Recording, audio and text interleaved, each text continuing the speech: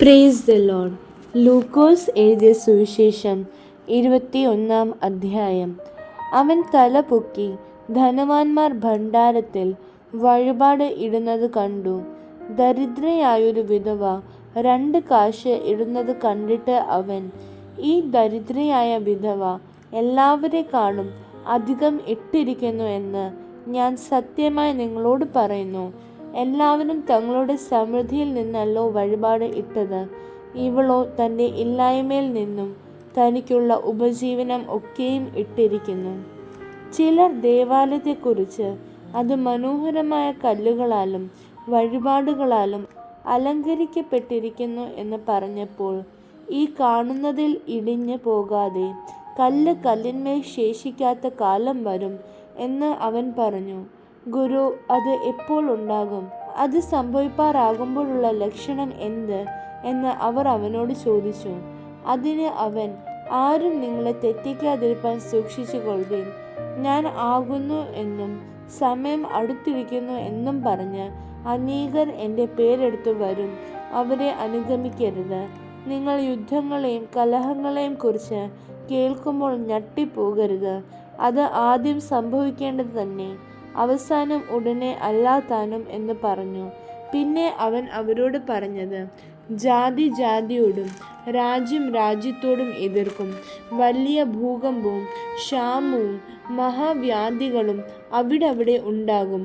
ഭയങ്കര കാഴ്ചകളും ആകാശത്തിൽ മഹാലക്ഷ്യങ്ങളും ഉണ്ടാകും.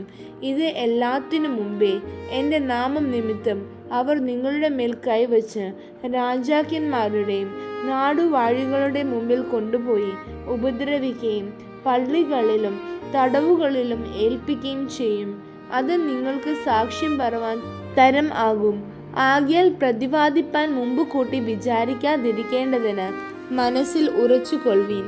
നിങ്ങളുടെ എതിരികൾക്ക് ആർക്കും ചെറുപ്പാനോ എതിർ പറവാനോ കഴിയാത്ത വാക്കും ജ്ഞാനവും ഞാൻ നിങ്ങൾക്ക് തരും. എന്നാൽ അമ്മയപ്പന്മാരും സഹോദരന്മാരും ചാർച്ചുകാരും ചെങ്ങാതികളും നിങ്ങളെ ഏൽപ്പിച്ചു കൊടുക്കുകയും നിങ്ങളെ ചിലരെ കൊല്ലുകയും ചെയ്യും. എൻ്റെ നാമം നിമിത്തം എല്ലാവരും നിങ്ങളെ പകയ്ക്കും. നിങ്ങളുടെ തലയിലെ ഒരു രോമം പോലും നശിച്ചു പോവുകയില്ലാതാനും നിങ്ങൾ ക്ഷമ കൊണ്ട് നിങ്ങളുടെ പ്രാണനെ നേടും. സൈന്യങ്ങൾ യെരൂശലേമിനെ വളഞ്ഞിരിക്കുന്നത് കാണുമ്പോൾ അതിൻ്റെ ശൂന്യകാലം അടുത്തിരിക്കുന്നു എന്ന് അറിഞ്ഞുകൊള്ളുവീൻ. അന്ന് യഹൂദയിലുള്ളവർ മലമുകളിലേക്ക് ഓടിപ്പോകട്ടെ, അതിൻ്റെ നടുവിലുള്ളവർ പുറപ്പെട്ടു പോകട്ടെ. നാട്ടുംപുറങ്ങളിലുള്ളവർ അതിൽ കടക്കരുത്. എഴുതിയിരിക്കുന്നതെല്ലാം നിവൃത്തിയാകേണ്ടതിന് ആ നാളുകൾ പ്രതികാരകാലം ആകുന്നു. ആ കാലത്ത് ഗർഭിണികൾക്കും മുല കുടിപ്പിക്കുന്നവർക്കും അയ്യോ കഷ്ടം. ദേശത്ത് വലിയ ഞെരുക്കവും ഈ ജനത്തിന്മേൽ ക്രോധവും ഉണ്ടാകും. അവർ വാളിൻ്റെ വായ്ത്തലയാൽ വീഴുകയും അവരെ സകല ജാതികളിലേക്കും ബദ്ധരായി കൊണ്ടുപോവുകയും ജാതികളുടെ കാലം തികയോളം ജാതികൾ യെരൂശലേം ചവിട്ടിക്കളയുകയും ചെയ്യും. സൂര്യനിലും ചന്ദ്രനിലും നക്ഷത്രങ്ങളിലും ലക്ഷ്യങ്ങളുണ്ടാകും. കടലിൻ്റെയും ഓളത്തിൻ്റെയും മുഴക്കം നിമിത്തം ഭൂമിയിലെ ജാതികൾക്ക് നിരാശയോടു കൂടിയ പരിഭ്രമം ഉണ്ടാകും. ആകാശത്തിൻ്റെ ശക്തികൾ ഇളകിപ്പോകുന്നതിനാൽ ഭൂലോകത്തിന് എന്ത് ഭവിപ്പാൻ പോകുന്നു എന്ന് പേടിച്ചും നോക്കി പാർത്തും കൊണ്ട് മനുഷ്യർ നിർജീവന്മാരാകും. അപ്പോൾ മനുഷ്യപുത്രൻ ശക്തിയോടും മഹാ തേജസ്സോടും കൂടെ മേഘത്തിൽ വരുന്നത് അവർ കാണും. ഇത് സംഭവിച്ചു തുടങ്ങുമ്പോൾ നിങ്ങളുടെ വീണ്ടെടുപ്പ് അടുത്തു വരുന്നത് കൊണ്ട് നിവർന്ന് തല പൊക്കുവീൻ. ഒരു ഉപമയും അവരോട് പറഞ്ഞത്, അത്തി മുതലായ സകല വൃക്ഷങ്ങളെ നോക്കുവീൻ. അവ തളർക്കുന്നത് നിങ്ങൾ കാണുമ്പോൾ വേനൽ അടുത്തിരിക്കുന്നെന്ന് സ്വതവേ അറിയുന്നുവല്ലോ.